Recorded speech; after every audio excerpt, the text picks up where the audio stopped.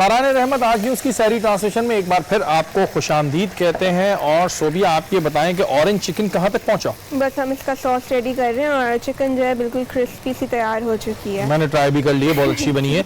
अच्छा ये बताएं, ड्रिंक क्या बना रही हैं आज हम इम्यून बूस्टिंग टी बना रहे हैं। इम्यून बूस्टिंग टी जी ठीक है। इसके लिए हमें 3 गिलास पानी ले लिया हमने, शहद जाएगा, हल्दी जाएगी, ठीक है, जिंजर क्यूब जाएंगे और मिंट जाएगा। इसको हम चाय की तरह ही पकाएंगे और फिर इसको हम छानेंगे और ग्लास में लेमन का स्लाइस डालकर इसको पियेंगे। तो इससे जो है वेट भी कम होता है क्योंकि लेमन आप डाल रही हैं। लेमन है, जिंजर है, तो बहुत अच्छा होता है आपके हेल्थ के लिए, डाइजेशन के लिए। बट मैं ये प्रेफर करूंगी सहरी में ना लें, क्योंकि तो फिर हम जो लोग सहरी में चाय पीते हैं वो ये पी लें तो सही? नहीं, क्योंकि सहरी के बाद क्या होता है, हम पूरा दिन फास्टिंग पे होते हैं।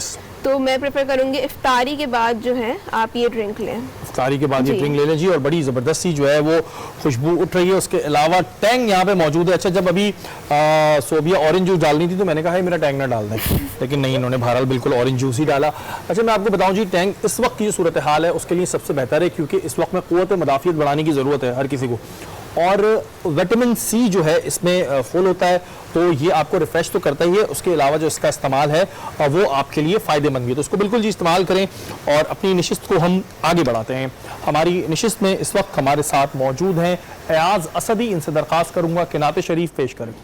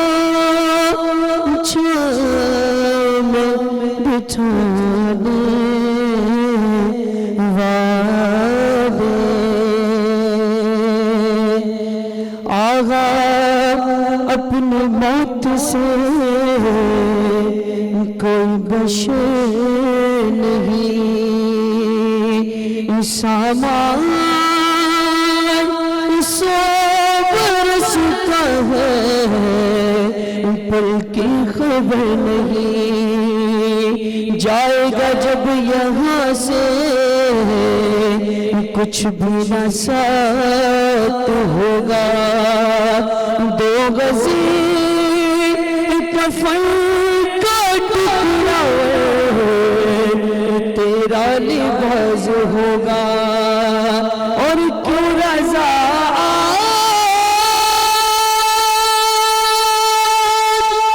गली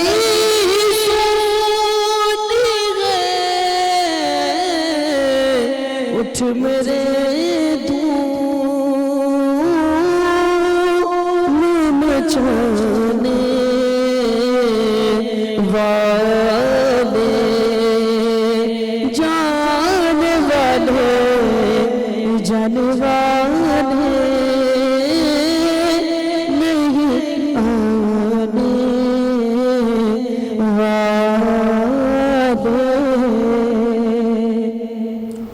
खूब सुभान अल्लाह। ब्रेक से पहले हमारी बात हो रही थी फैशन डिज़ाइनिंग के हवाले से। अब हम चलते हैं शाह साहब की जानिब। शाह साहब, इस वक्त में जो सूरत हाल है उसमें एक मसला ये भी आ रहा है कि लोगों का वज़न बहुत ज़्यादा बढ़ गया है, क्योंकि ज़ाहिर है जिम भी बंद है, फिर उस पर एक्सरसाइज भी नहीं हो रही, पार्क भी बंद है। तो क्या करें उसके लिए? कोई ऐसी चीज़ है जिसका इस्तेमाल करने से वेट कम हो लेकिन हेल्दी वेट लॉस हो? बिल्कुल ऐसे ही होगा, लेकिन सबसे पहले जैसे कोविड-19 चल रहा है, इस पर तो बहुत सारी चीज़ें बोल दी गई हैं कि हाथ धोएं, ये करें, सारे एहतियात कर लिए, ठीक है। एक चीज़ को साइंस भी अब तस्लीम कर रही है कि आपने अक्सर देखा होगा कि कलौंजी के बारे में, बिल्कुल, कि मौत के सिवा हर बीमारी का इलाज है उसमें। बेशक।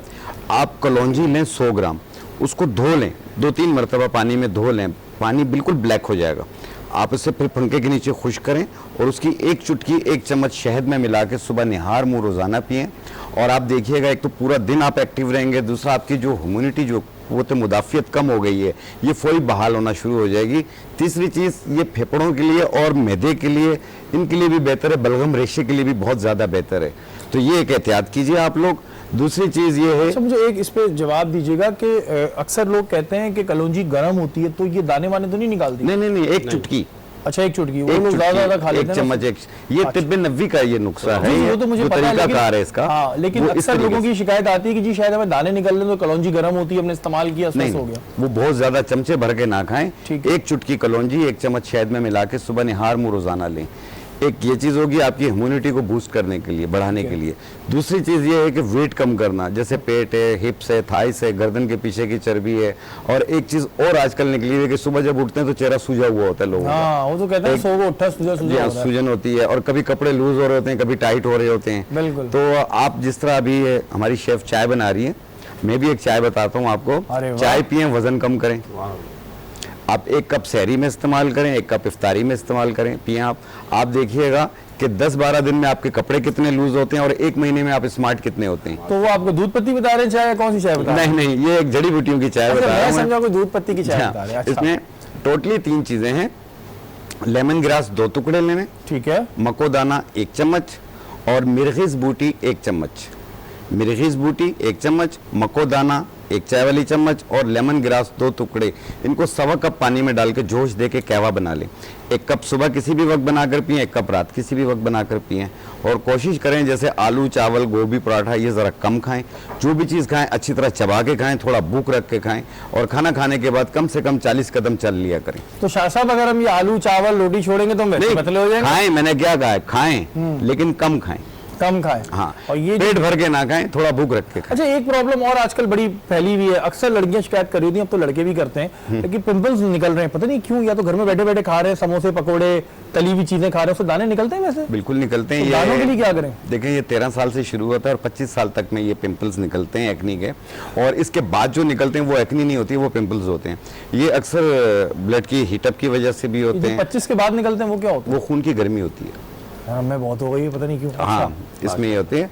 और इसमें ये है कि बाज़ लोगों के जो ये दाने ये ख़त्म तो हो जाते हैं, लेकिन अपने निशान छोड़ जाते हैं। बिल्कुल। और उसमें ये है कि कलर भी डिम होता है।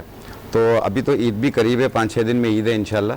तो मैं यही कहूँगा कि आप ये बनाएं और कलर भी अच्छा हो जाएगा आपका, और दाने भी ख़त्म हो जाए। तो उसमें आपने लेना है शात्रा बूटी। शात्रा वो 1 चम्मच 1 गिलास पानी में रात को भिगो दें और सुबह निहार पेट छान के पी लें।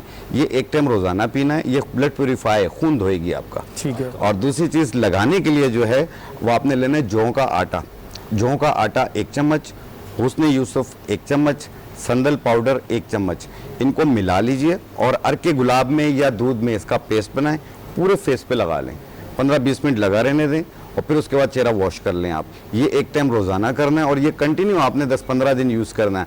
आप देखिएगा तकरीबन 90% फेस साफ होगा आपका। बिल्कुल जी, ये जरूर करें। शात्रा ढूंढें, कहाँ मिल रही है? पंसारी की दुकान पे जाके ढूंढें।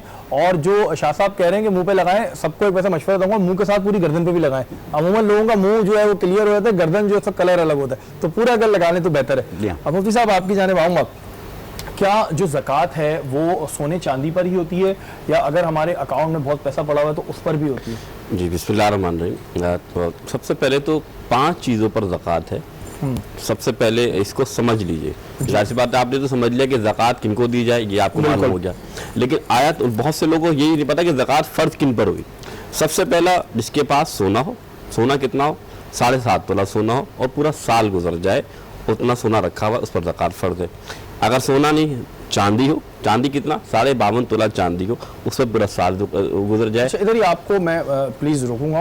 ये बताइएगा, अगर किसी ने अपनी बेटी के जहेज के लिए रखा हुआ है, क्योंकि साथ क्लियर करते करते चले बहुत से हमारे अच्छा सवाल देखिए, रहते हैं। फिर याद रखिए, ऐसा सोना जो नाबालिग बच्ची के लिए खरीदा और वो रख दे, चाहे 10 तोला ही क्यों ना हो, उस पर ज़कात नहीं है। ठीक है। याद रखिएगा, अब बहुत से लोगों को नहीं मालूम होता, चाहे बच्ची के लिए खरीदें या नाबालिग बच्चे के लिए खरीदें। नाबालिग बच्ची के लिए आपने ले लिया और वालिदैन ने लिया है, तो वो ज़कात नहीं देंगे जब तक कि वो बच्ची बालिग नहीं हो जाती। उसकी ज़ाहिर सी बात है वो उसकी मिल्कियत में आ जाएगी। ठीक है। अच्छा, फिर आप आ जाए फिर चांदी पे। चांदी का भी यही मसला है कि 52.5 तोला चांदी हो, उससे पूरा साल गुजर जाए।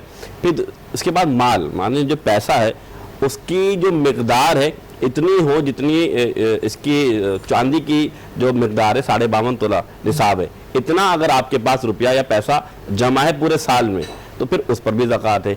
इसी तरीके से माल तिजारत, माल तिजारत किसे कहते हैं? जैसे बहन जैसे अभी एक काम करती हैं, अब इसमें इनकी फैक्ट्री है या मशीन है, इस पर ज़कात नहीं है, लेकिन जो इनकी प्रोडक्शन है, मिसाल के तौर पे जो ये कपड़ा बना रही हैं, ये जो उससे जो मुनाफा आ रहा है उस पर ज़कात है। इसे माल तिजारत कहते हैं। अच्छा, जैसे अगर किसी ने किराए के घर लिए हुए 2-3 और उसने दिए हैं वो किराए पे, तो उस पर भी होगी ज़कात? देखिए, घर पर ज़कात नहीं है, याद रखिए। लेकिन जो उससे किराया जो किराया आ रहा है और उस पर मुख्तलिफ असबाब मिल जाते हैं, उस पर ज़कात है।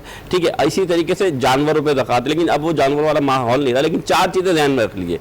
फिर मैं आपसे बात करूँ कि हाजत असलिया, मिसाल के तौर पर एक शख्स के पास 10 गाड़ियाँ और उसके इस्तेमाल में, तो फिर उस पर ज़कात नहीं है, ये ध्यान में रखिएगा। इसी तरीके से किसी के घर में फ्रिज है, 2-4 फ्रिज हैं, फ्रिज की रकम जो है वो 52.5 तोला जो चांदी उससे ज़्यादा हो जाती है, लेकिन वो उसके हाजत में, ज़रूरत में। इसी तरह अपना घर जिसमें वो रहता है उस पर ज़कात नहीं है। इसी तरीके से अक्सर ये देखा गया है कि हमने एक चीज़ देखी है कि लोग ये समझते हैं कि हमने सोना ख़रीद लिया, चांदी ख़रीद ली और हमने ज़कात तो देनी है, लेकिन कितनी देनी है, कैसे देनी है, तो याद रखिएगा 2.5% ज़कात देनी है जो पूरा साल गुजरता है। अच्छा, मुझे ये बताइएगा कि इस वक्त में जो सूरत हाल है, बहुत से लोगों ने ज़कात, क्योंकि ज़कात तो ऐसे पूरे साल निकाल सकते हैं, हमारे यहाँ कॉन्सेप्ट है कि रमज़ानों में निकलती है, ऐसा नहीं, साल में आप कभी भी निकाल सकते हैं। इतना मैंने अब तक इन नशिस्तों से सीख लिया, माशाल्लाह। अच्छा, अब जो बहुत से लोगों ने ज़कात पहले ही निकाल दी थी, अभी भी हालात कुछ अनबैलेंस है, तो अगर कोई अगले साल की ज़कात निकालना चाह रहा है तो क्या वो इस वबा में निकाल सकता है? बिल्कुल निकाल सकता है, लेकिन एक और शर्त भी है कि वो उस वक्त तक साहिब निसाब है। मिसाल के अगर वो दे देता है, उसे मालूम है कि मेरे पास इतना माल जमा रहेगा, उसको होल्डिंग तो रहेगी, वो बिल्कुल दे दे। लेकिन अगर माल खत्म हो गया तो फिर ज़कात उसे लौटानी पड़ेगी। अच्छा, अब एक जुमला में समझाना चाहूँ, ये याद रखिए कि बहुत से लोग ऐसे होते हैं कि आपके पास 7.5 तोला सोना था, यानी पूरा साल गुजरा, अब आपके पास 2 घंटे पहले, यानी पूरा साल होने वाला है, आपके पास और सोना आ गया, तो आपने सोचा नहीं ये तो अभी आया ना, तो ये अगले साल में देना पड़ेगा। नहीं, वो उसी सोने के साथ मिल गया तो उसकी, यानी 7.5 के अंदर 3 तोला और मिला ले, तो उसकी ज़कात भी लाजमी मंजूम वो पूरे साल की कहलाएगी। अच्छा, अब एक सिचुएशन हमारे यहाँ ये आती है, आपने कहा कि ज़कात जब दें तो रिश्तेदारों से देखें। अब कोई सैयद है, ठीक है, और उसके बहुत सारे रिश्तेदार हैं, उनके हालात सही नहीं है, वो ज़कात निकालना चाह रहा है, तो क्या सैयद को ज़कात दे सकता है? अच्छा, इसमें इख्तिलाफ राय है कि बहुत से फ़ुक़हा ने फरमाया कि सैयद जो है वो ज़कात दे सकता है, लेकिन जो आम तौर पे है कि वो हदिया दे, उनको ज़कात नहीं दी जा सकती, ये याद रखिए। किसी भी सूरत में ज़कात नहीं, उनको हदिया दिया जा सकता है। आप कह रहे हैं कि इसमें कंफ्यूजन है, क्योंकि इख्तिलाफ है इसमें। बहुत सी जगहों पर मुफ्ती साहब हमने ये सुना है कि कहते हैं जी सैयद की मदद या ज़कात दे सकते हैं। बिल्कुल ऐसे ही है, बिल्कुल ऐसे ही। इसमें भी मैंने कहा ना कि बहुत सारे इख्तिलाफ हैं। बहुत से उलमा कहते हैं कि हाँ भाई सैयद को ज़कात दे दे, लेकिन हमारी जो उलमा कराम की जो राय वो ये है कि आप उनको हदिया दें, क्योंकि वो सरदार हैं हमारे, उनको कोशिश करें अपने पाक जो आपके पास माल है, जो अच्छा माल है, आप उसमें से देना। क्योंकि मैं याद रखिए, ये ज़कात माल को पाक करता है और अल्लाह के रसूल सल्लल्लाहु अलैहि वसल्लम का ख़ानदान वो बादशाह सैयद ख़ानदान है, उन्हें हदिया दिया जा सकता है, ना कि आप ज़कात दें। अच्छा, जैसे कोई नाबालिग बच्चा, आपने कहा नाबालिग के ऊपर ज़कात नहीं है, बिल्कुल ठीक है, अब मैं हूँ, मैंने अपने बेटे के लिए घर खरीद लिया, हाँ, और उसके लिए 2-4 घर खरीद लिए, हाँ, और है वो पैसा मेरा ही, हाँ, लेकिन मैंने लिए मैं नाम पे, मतलब मेरी सोच ही है, तो क्या फिर ज़कात बनेगी? 2 बातें याद रखिए। अगर उस जैसे आपने एक प्लाट लिया, अगर आपकी नीयत ये थी कि मैं इस प्लाट को बेचूंगा, तो फिर आप पे ज़कात है। लेकिन आपकी नीयत ये कि ये मेरे बेटे के काम आए या मैं इसे अपना घर बनाऊंगा, तो आपका 10 करोड़ का प्लाट हो, आप पर ज़कात नहीं है। बिल्कुल जी, बहुत सारी चीज़ें इस वक्त जो है वो जब हम बात कर रहे होते हैं तो हमारे जहन में आ रही होती है, अपने इर्द गिर्द भी हम देखते हैं, और जो इस नशिस्त का मकसद होता है वो भी यही होता है जिससे आपको सीखें, आपको सीखने को मिले। यहाँ वक्त हुआ एक ब्रेक का, ब्रेक के बाद हाजिर होता है।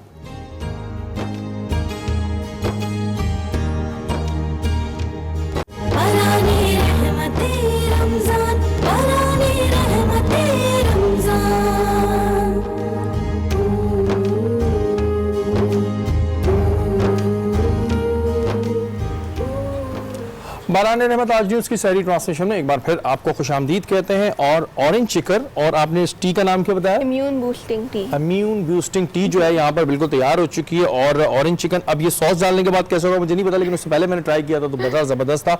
अच्छा मुझे ये बताएं कि अभी आपसे मैंने पूछा कि भाई ज़कात के हवाले से, तो उन्होंने कहा अभी मैं छोटी हूँ तो मुझे इतना आइडिया नहीं है, तो आप डिज़ाइनर्स के कपड़े पहनती हैं? जी पहनती हैं आप। अच्छा कितने के चल रहे हैं आजकल डिज़ाइनर्स के कपड़े? लाइक सिंपल लॉन की कुर्ती लाइक 5-6,000। 5-6,000 रुपीज जी, की होती है। जी। अच्छा, तो आप वैसे इस बात को मानती हैं कि मतलब हर बंदा डिजाइनर्स के नहीं पहन सकता कपड़े? हाँ, कुछ अफोर्ड कर सकते हैं, कुछ नहीं कर सकते हैं। तो आप मतलब माशाल्लाह जो है डिजाइनर्स वेयर पहनती मैं हैं? दोनों पहनती हूँ। दोनों पहन हाँ, लेती हैं। मैं लोकल टेलर के पास भी जाती हूँ और कभी ओकेजन वाइज पे वैसे ज्यादा अच्छा कौन होता है, लोकल टेलर होता है डिजाइनर होता है? वैसे आपकी राय ले रहा हूँ, ये राय का हरगिज मकसद किसी की दिलादारी नहीं है। बेसिकली डिजाइनर जो है उनके डिजाइन जाहिर सी बात है नॉर्मल पर्सन के डिजाइन से ज्यादा अच्छे होते हैं, बिल्कुल। तो डिजाइनर फिर बिल्कुल जी, मैंने इनसे कहा था मैं एक सवाल कर दूं, तो उन्होंने कहा नहीं मुझे अभी इतना उसका नहीं पता। और बिल्कुल जैसे जैसे इंसान बड़ा होता जाता है उसको बहुत सारी चीज़ें जो है वो समझ भी आने लगती हैं और वो उससे सीखने भी लगता है। मदिया आपकी जानिब आएंगे, मुझे ये बताएं कि इस वक्त पाकिस्तान में जो फैशन है वो कहाँ खड़ा हुआ है? क्योंकि कई फैशन शोज़ हम ऐसे भी देखते हैं जिसमें बहुत ही अजीब किस्म की ड्रेसिंग हुई होती है, मतलब वो एक आम आदमी नहीं पहनता, तो वो क्या होता है, वो क्यों करते हैं इस तरह की? ये सवाल भी बहुत पूछा जाता है। सही तो बात। ओके, हमें ये समझना होगा कि वो क्या होता है। जैसे आप अवांगार्ड देखते हैं, एक रैंप पे चल रहे हैं, किसी ने पत्ते पहने हुए हैं। पत्ते पहने हुए, कुछ पहने हुए। हाँ। ओके, सो आप एक आर्टिस्ट है, उसका मीडियम क्या है, वो किस तरीके से अपनी इंस्पिरेशन, अपने थॉट्स बताएगा, कैनवस पे बताएगा ऑफ कोर्स, ठीक ठीक है। है। और एक डिजाइनर है, वो अपना थॉट अपनी किस चीज से बताएगा, ऑफ कोर्स कपड़ों में बताएगा, राइट? ठीक है। तो जो कलेक्शन वो शोकेस कर रहा होता है, वो अपनी इंस्पिरेशन बता रहा होता है, whatever he is inspired with, और उस पे बेस्ड वो अपनी कलेक्शन बनाता है और उसको शोकेस करता है। अब वो वेयरेबल क्लोथ्स नहीं होते, इट्स जस्ट वो अपनी इमेजिनेशन को थ्रू क्लोथ्स आपको दिखा रहा है। अच्छा ठीक है, क्योंकि बड़ा लोग जो है ना वो कंफ्यूज रहते हैं कि यार ये क्या। अच्छा मुझे Of course, और वो कपड़े आपको कभी दुकानों में बिकते हुए नजर नहीं आते, हाँ, right? मैं वही परेशान हूँ इसीलिए लोग। नहीं आते। अच्छा मुझे ये बताएं कि एक चीज़ ये होती है, अमूमन ये लोग मानते हैं कि डिज़ाइनर वो शख्स होता है, वो पर्सनालिटी होता है जो बंदे को देख के ये बताता है कि यार इस पे ये सूट करेगा या नहीं करेगा। और जो एक टेलर होता है वो उसका आवाज़ आप कुछ भी ले जाओ, बोलो मुझे लाल पैंट और पिंक शर्ट सी दो, सी देगा, बोलेगा सलवार हो। तो डिज़ाइनर्स को एक क्वालिटी होती है कि यार इस बंदे पे ये चीज़ जज करेगी, ये चीज़ जज नहीं करेगी।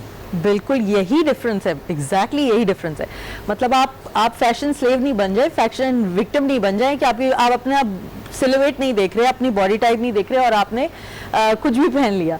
सही है, एक डिजाइनर है वो आपको बताएगा। जैसे कि शॉर्ट हाइटेड लड़कियां जो होती हैं, उनको चाहिए कि वो इलास्टिक फिटेड ब्लैक जीन्स पहने विद हील्स, तो वो उनकी लेग्स को एलोंगेटेड दिखाती है, उनकी हाइट ज़्यादा दिखाती है। हाई वेस्टेड पैंट्स पहनेंगी और लंबी लगेंगी, ठीक है।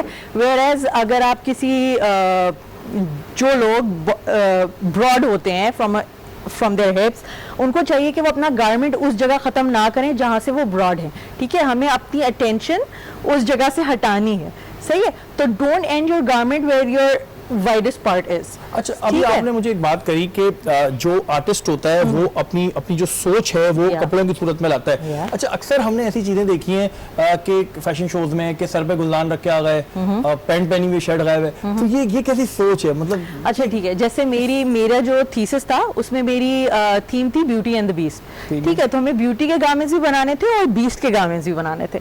तो जब बीस्ट का गारमेंट मुझे बनाना था, मैंने इलस्ट्रेशन तो बना ली, सब कुछ कर लिया। उस वक्त मैडोना का एक गाना आ रहा था और मैं उसको देख रही हूँ, फ्रोजन, ठीक है। उसकी बड़ी डार्क सी, अगर आपको याद हो, डार्क सी वीडियो थी फ्रोजन की। मैंने कहा यार ये बहुत अच्छी बीस्ट, मेरे जहन में एकदम से आया कि नो, अगर मैं अपने गारमेंट के साथ जो सब्जी वालों के पास वो नहीं होता, वो जिसके अंदर सब्जी रखी हुई होती है, पता नहीं कि पत्ता वो होता जो है। पत्ता नहीं, वो जो टोकरी टाइप जो चीज होती है, बास्केट होती तो बास्केट होती है। तो एग्जैक्टली मेरी ड्राइंग में ना वो उसने सर पे वही पहना होता। तो मेरी इमेजिनेशन उस सॉन्ग से इंस्पायर्ड हुई और मैंने सोचा कि मैं इसको बीस्ट में ये दिखा सकती हूँ। अच्छा तो यानी कि हम लोग कंफ्यूज ना हो कि वो इमेजिनेशन होती है एक आर्टिस्ट की, जी। लेकिन हमारे यहाँ कंफ्यूज होते हैं कि यार ये कौन सा फैशन है, लेकिन वो उसकी अपनी बेचारी की सोच है। अब सोच पे तो आप कुछ नहीं कर सकते। आप क्या देख रही हैं इस वक्त जो पाकिस्तान में फैशन डिजाइनर्स काम कर रहे हैं, कैसा काम कर रहे हैं? बहुत अच्छा है, इंडस्ट्री बहुत इवॉल्व करी है, बहुत एक्साइटिंग है। When I graduated back in 2006 इतनी अपॉर्चुनिटीज़ नहीं थी, लोगों को क्वालिफाइड डिज़ाइनर्स की टर्म नहीं पता थी, और लेकिन अब जब मैं 8-10 साल के बाद देखती हूँ तो हर नेम ब्रांड ने डिज़ाइनर्स, क्वालिफाइड डिज़ाइनर्स हायर किए हुए हैं, और वही टीम उनके लिए काम करिए, रिसर्च में, पैटर्न्स में, फैशन इलिस्ट्रेशंस में, सब उनके लिए काम करें। तभी आपने देखा होगा प्रेट अब बहुत पॉपुलर है, अच्छा। हर ब्रांड के पास है जी। ये ब्रांड है प्रेट? नहीं, प्रेट कहते हैं कैजुअल लाइन को, Okay. फ्रेंच वर्ड है प्रेट। ओके, मैं समझा कि ब्रांड आ गया नया मेरा नहीं। ब्रांड। अच्छा, मुझे एक बात बताएं कि इस वक्त में जो माशी सूरत हाल है, जो मतलब माशी सूरत हाल से मुराद, जिस वक्त हम लोगों के पास इतना ज़्यादा पैसा नहीं रहा, लोगों के पास गुर्बत आ गई है, और ये ऑल अराउंड द वर्ल्ड है, नॉट ओनली इन पाकिस्तान, आप क्या देखती हैं कि आगे की फैशन इंडस्ट्री को हिट करेगी चीज़? क्योंकि अब ज़ाहिर लोगों के पास जब इतना पैसा नहीं होगा तो वो उस तरफ नहीं जाएंगे। ठीक है, एक एलीट क्लास तो कर लेगी जो करती है, लेकिन बहुत से middle class, upper middle class भी थे जो फैशन फॉलो करते थे और ब्रांड्स के कपड़े पहनते हैं। वो कितना आप देख रही हैं कि अब वो डिफरेंस आएगा? एग्जैक्टली वो जो आपने एक क्वेश्चन किया था ना कि अफोर्डेबल फैशन किसके लिए है, तो मैं आपको यहाँ पे ये बताऊँ कि एक फास्ट फैशन होता है जो मास प्रोड्यूस्ड होता है। मास प्रोड्यूस्ड चीज़ क्या होती है? जो बल्क क्वांटिटी में बन रही होती है। अब एक चीज़ बल्क क्वांटिटी में बनेगी तो ऑफ कोर्स उसकी कॉस्ट कम आएगी, ठीक है, उसकी कॉस्ट कम आएगी तो वो अफोर्डेबली बिकेगा मार्केट में।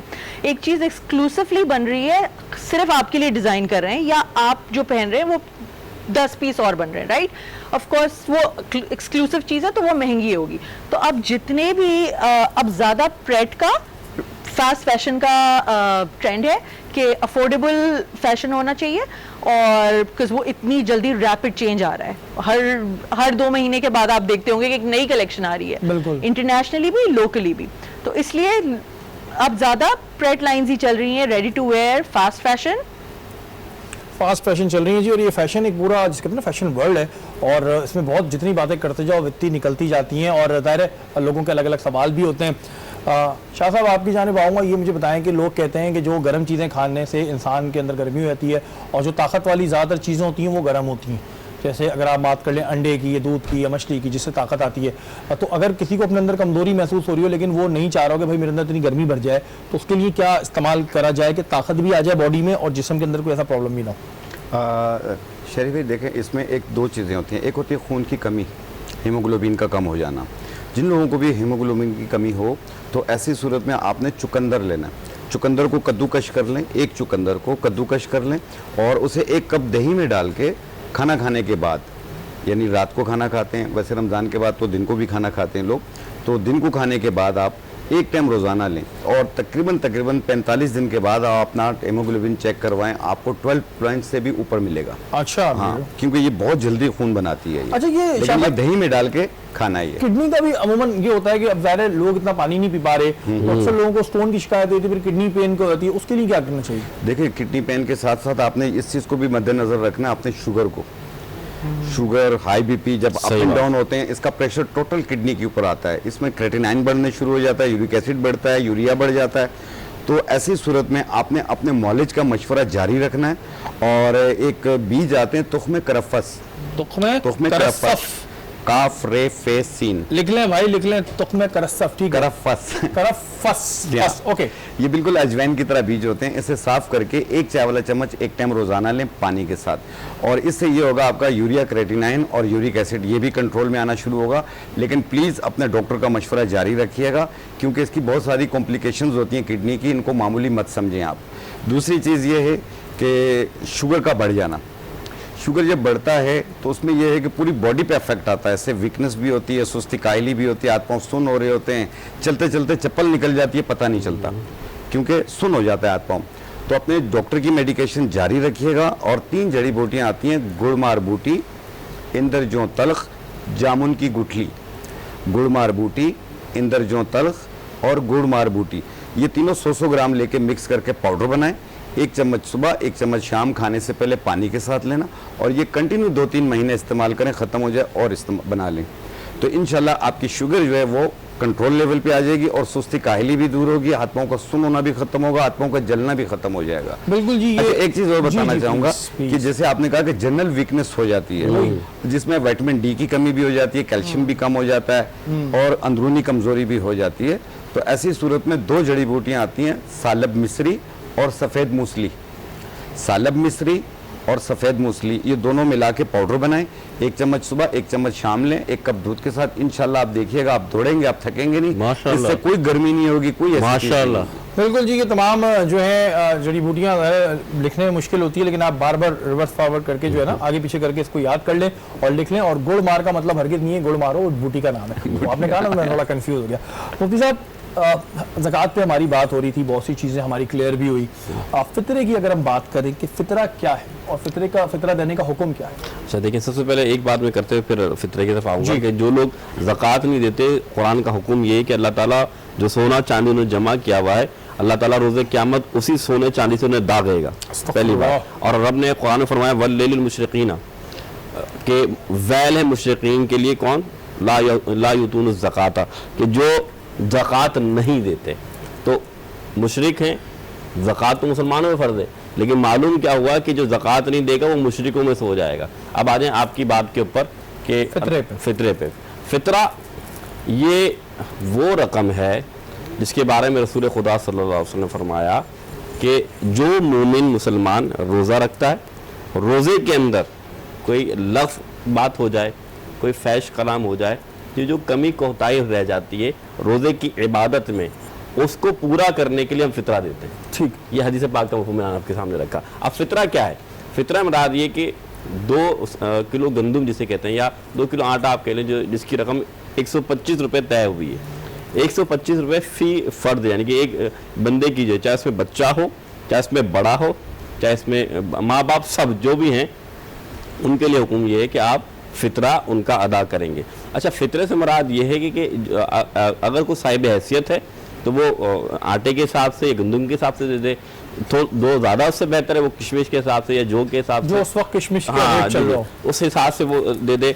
लेकिन ये याद रखिएगा, इसका मकसद ये कि जो शख्स फितरा अदा नहीं करता तो रमज़ान में जितनी भी इबादतें वो करता है, रियादतें वो करता है, हदीस पाक के मुताबिक ईद से पहले फितरा देना लाज़िम मज़बूत। अच्छा, हमारे यहाँ एक कॉन्सेप्ट ये, लोग कहते हैं ईद की नमाज के बाद फितरा देना होता है, ये नहीं है? नहीं, नमाज से पहले?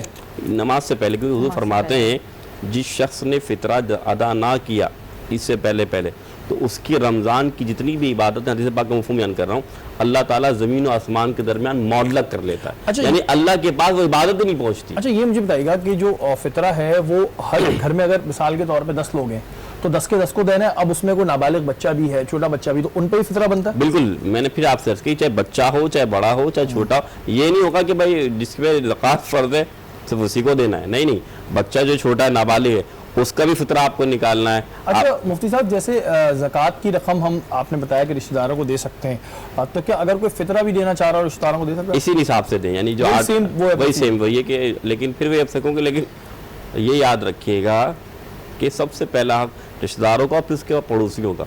आप, मैं फिर देखता हूँ कि जांच पड़ताल के दें, ऐसे नहीं जिसको आपने दे भाई मैंने तो अपना हक अदा कर दिया, ऐसे हक अदा नहीं होता। अच्छा, मुफ्ती साहब एक चीज़ बताइएगा जी। कि हमारी भी नॉलेज के लिए, कि जिस तरह मैंने शुरू में पूछा था कि ये बहन भाइयों में भी दे सकते हैं? बिल्कुल, कि जैसे ज़कात हुआ, ये जो एक हमारे यहाँ होता है relation। कि जो अपने ब्लड रिलेशन होते हैं रिश्तेदारों में, वही बहन भाई भी आते हैं, तो उनको ज़कात और फितरा दिया? ना बाप ना माँ बेटे को दे सकते हैं, ना बेटा माँ बाप को दे सकता है। उसके अलावा बहन भाई हों और या फिर आपके जो भी अजीज वकारिब उनको आप ज़कात, क्योंकि वो रिश्तेदारों की बात सब में ही आ जाती है। बिल्कुल। अच्छा, हमारे यहाँ बहुत से ऐसे लोग भी होते हैं जो ज़कात फितरा जो है वो बगैर, जिसे कहते हैं ना तहकीक किए बगैर, फिर उस तरफ आ रहा हूँ कि राह चलते एक बंदे ने बोला यार वो ज़कात हो तो दे देना, या अपने घर काम करने वालों को देना, या अपने ड्राइवरों को देना, ये सोच के कि जी कल को हमने एक एहसान का वो आया था कि यार हमने ईद पे इसका इतना किया या हमने इसको ज़कात भी दी। बहुत से ऐसे भी डायलॉग्स। एहसान जतला के अल्लाह उसके रसूल ने मना फरमाया कि एहसान जतला के नेकी ना करो, क्योंकि अल्लाह ताला ये नेकी को ज़ाया कर देता है। नहीं, जैसे बहुत से लोग ये ज़कात सोच के देते हैं ठीक है जी मैंने अपने घर के काम करने वाले को देना है, जबकि ठीक है शायद वो उतना मुस्तहक ना हो,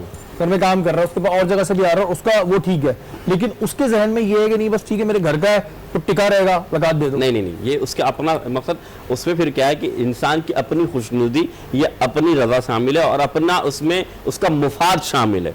तो याद रखिए ज़कात आप अल्लाह की रज़ा के लिए दे रहे हैं। आप अपने मुफाद के लिए दे रही है। अल्लाह ने 8 मसारिफ बता दिए कि इनको देना है, तो आप इसके अलावा अगर आप देख रहे हैं, अल्लाह ने साफ वादे कर दिया है आपके लिए। बिल्कुल जी, आज की नशिस्त में बात हो रही थी ज़कात और फितरे के हवाले से, और जो ज़कात और फितरे में हमें चीज़ें पता चली वो आप सबको बिल्कुल कोई लोग ऐसे भी होते हैं जिनको उस चीज़ की नॉलेज नहीं होती है कि जी आया क्या करना चाहिए क्या नहीं करना चाहिए।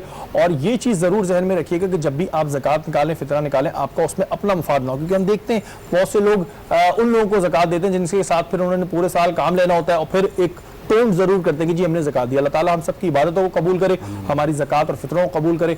आप मेहमानों का बहुत बहुत शुक्रिया कि आप हमारी इस नशिस्त में आए। हमारी नशियात का वक्त खत्म हुआ, कल इंशाल्लाह दोबारा 1 से 3 में मुलाकात होगी। अपने मेज़बान सैयद शहरियार आसिम को इजाज़त दीजिए। पाकिस्तान जिंदाबाद।